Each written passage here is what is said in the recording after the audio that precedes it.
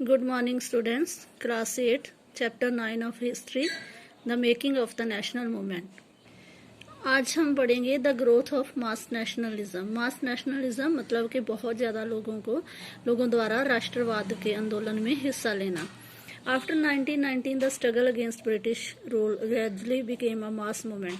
तो 1919 के बाद क्या हुआ कि जो ब्रिटिश रूल के अगेंस्ट स्ट्रगल था, आंदोलन था, बगावत थी, वो ग्रेजुअली मतलब धीरे धीरे एक मास मूवमेंट का रूप उसने ले लिया। कि पहले कुछ लोग ही इसमें शामिल थे, लेकिन अब बहुत ज़्यादा पैमाने पे, बहुत बड़े पैमाने पे लोग जो थे इसमें शामिल होना शुरू हो गए। Involving pageants, tribal, students and women in large numbers. तो इसमें किसान, पेजेंट्स मतलब किसान, ट्राइबल्स कबीले के रहने वाले लोग, विद्यार्थी, औरतें और ओकेजनली कभी कभी फैक्ट्री वर्कर्स एज वेल। तो कहीं ना कहीं फैक्ट्री वर्कर्स जो थे वो भी इस आंदोलन में शामिल हुए। Certain business groups too began to actively support the Congress in the 1920s. Why was this so? तो कुछ एक बिजनेस ग्रुप जो थे, बिजनेस घराने थे, वो भी कांग्रेस के साथ इस आंदोलन में शामिल हो गए 1920s की जो ईस्वी में। तो क्यों ऐसा हुआ? The first world war Altered the economic and political situation in India. तो जो पहली संसार जंग हुई थी, पहला विश्व युद्ध हुआ था, इसने इंडिया की इकोनॉमिक और पॉलिटिकल सिचुएशन को बदल दिया, इसमें परिवर्तन कर दिया। It led to a huge rise in the defence expenditure of the government of India. तो इसमें जो गवर्नमेंट ऑफ इंडिया थी, जो ब्रिटिश सरकार थी, तो उन्होंने डिफेंस के ऊपर खर्चा जो था, एक्सपेंडिचर, वो बढ़ा दिया। The government in turn increase taxes on individual incomes and business profits. तो उन्होंने क्या किया कि जो लोगों के ऊपर टैक्स, क्योंकि वार के ऊपर ज़्यादा खर्चा करने के लिए उन्होंने डिफेंस के ऊपर ज़्यादा खर्चा करना शुरू किया, तो लोगों के ऊपर टैक्स लगाने शुरू कर दिए, लोगों की इनकम कम हो गई, बिजनेस प्रॉफिट्स जो थे उनमें कमी आनी शुरू हो गई। Increased military expenditure and the demands for war supplies led to a sharp rise in prices, which created great difficulties for the common people. तो कीमतें बहुत ज़्यादा बढ़ गई, जो सप्लाई थी डिमांड के अकॉर्डिंग वो कम हो गई और कीमत ज़्यादा बढ़ गई। तो इसलिए आम जो लोग थे, साधारण लोग थे, उनके लिए काफ़ी मुश्किलें पैदा हुई। On the other hand business groups raped fabulous profits from the war. तो दूसरी तरफ बिजनेस ग्रुप्स जो थे फिर इंडिया के, जहाँ इंडिया में जो ब्रिटिश पीपल थे, उन्होंने फिर इससे फ़ायदा उठाना शुरू किया, क्योंकि वॉर की जब ज़रूरतें बढ़ने लगी तब बिजनेस ग्रुप्स जो थे उनको प्रॉफिट होना शुरू हो गया, क्योंकि वो अपना माल जो था वो बेचने लगे थे वॉर के लिए भी।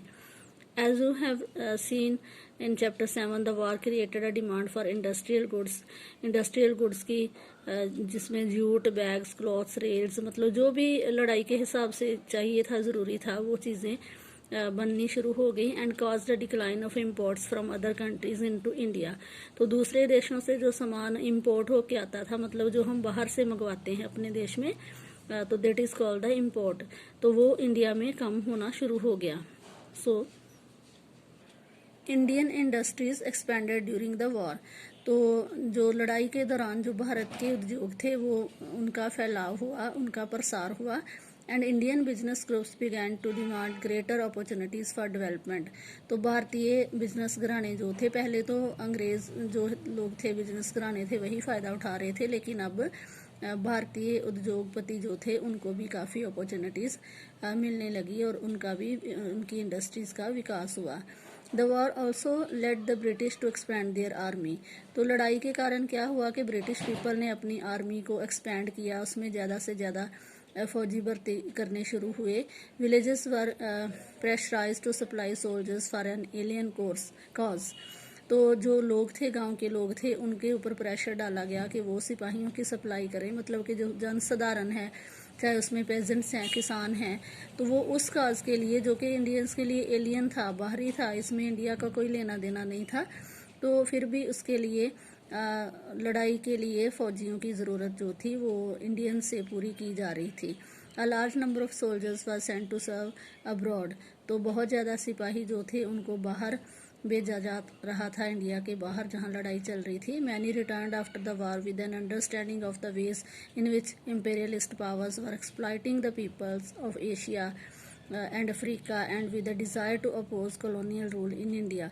तो जब ये सिपाही बाहर गए, लड़ने के लिए गए, तो इन्होंने देखा कि इम्पेरियलिस्ट पावर्स जो हैं, साम्राज्यवादी ताकतें जो हैं, वो कंट्रीज़ जो दूसरे देशों के ऊपर कब्जा कर रहे हैं, तो किस तरह से वो लोगों को एक्सप्लॉइट करते हैं, उनका शोषण करते हैं, खास करके एशिया और अफ्रीका के लोगों के साथ क्या क्या हो रहा है।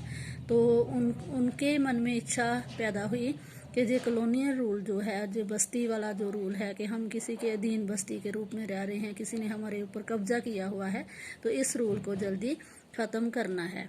Furthermore in 1917 there was a revolution in Russia. इसके अलावा 1917 में रशिया में क्रांति हुई। News about peasants and workers struggles and ideas of socialism circulated widely.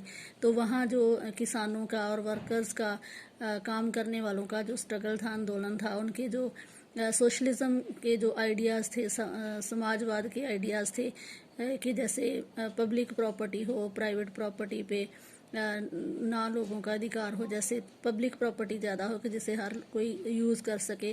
तो ऐसे विचार जो थे वो जहाँ भी इंडिया में पहुँचने शुरू हुए। Inspiring Indian nationalist. तो इन्होंने भारत के जो राष्ट्रवादी नेता थे, जहाँ लोग थे आगे उनके साथ, ये सारे विचार उन लोगों तक पहुँचे और उन्होंने भारत को आज़ाद करने की सोची।